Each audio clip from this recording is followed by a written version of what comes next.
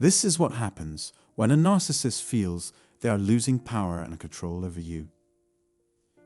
In light of the fact that narcissists always share certain identifying qualities, today's video is based on a variety of questions that all circle back to this core issue. What are the typical responses and actions of a narcissist whose plans fail? What do they do when they know they're no longer hidden? What happens when a narcissist's grip on an individual inevitably weakens?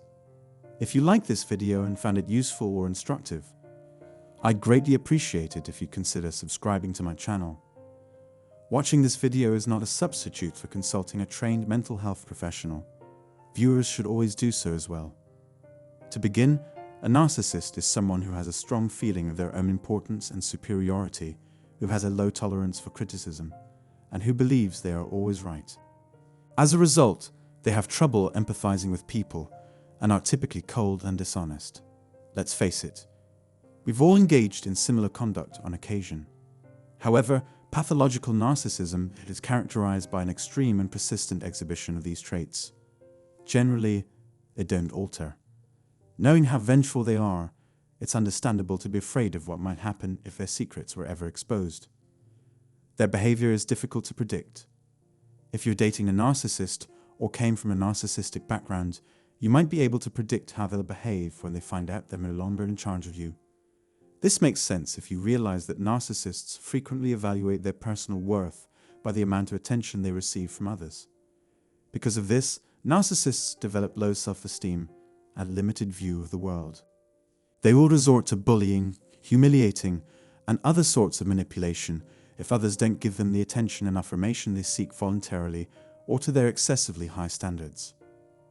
And the oddest part is that narcissists often turn to truly shameful behavior in an attempt to assuage those feelings of envy and shame. Disregarding others' values, rejecting them, punishing them, cheating on them, scorning them, and so on are all examples of the kinds of activities that can drive people away. Because of this, when narcissists lose control over someone, they usually respond in one of the few standard ways. They might apologize for starters.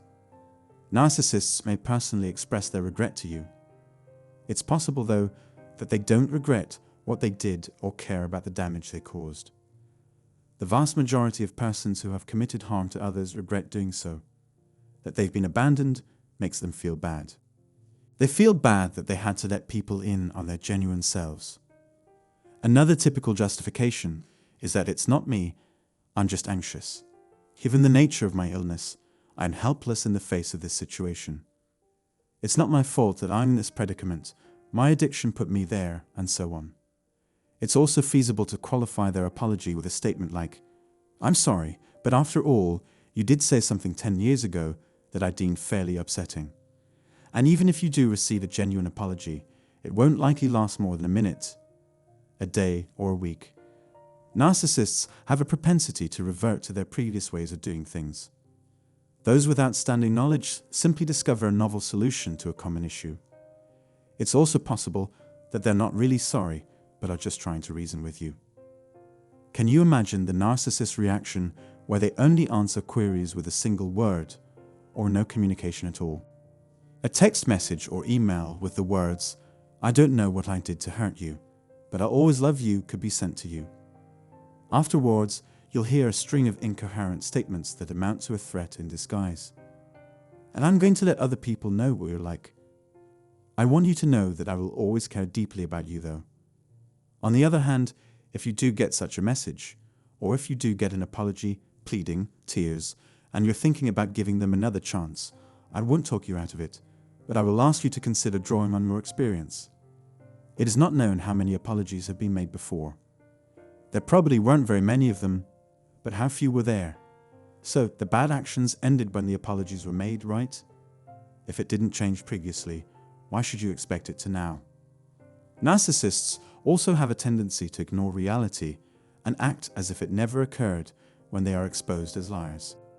They will never concede to you or anybody else that they are being toxic if they can't even admit to themselves that they are wrong, that they made a mistake, or that they have limitations.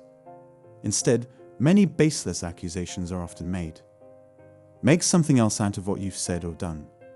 Just make up excuses for your previous words and deeds. Purposely misinterpret you and your intentions. Emphasize the word deliberately. If you've been with the same type of person for a while, they've had plenty of opportunities to polish their talents as manipulators and gaslighters. If it seems like other people buy into their story, you may start to doubt your own sanity. People with covert narcissism are masters at disguising their violent nature behind a mask of meekness and contrition.